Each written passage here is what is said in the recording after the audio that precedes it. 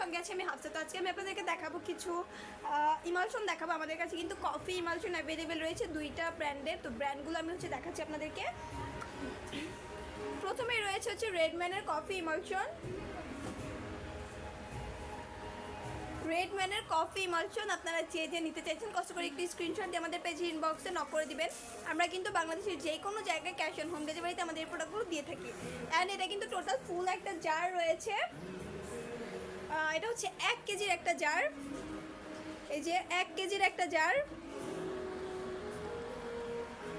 1 কেজির একটা জার রয়েছে। অ্যান্ড এই জারটা থেকে কিন্তু আপনারা অল্প করে নিতে পারবেন। সর্বনিম্ন কিন্তু 50 গ্রাম বা 100 গ্রাম করে আপনারা নিতে পারবেন।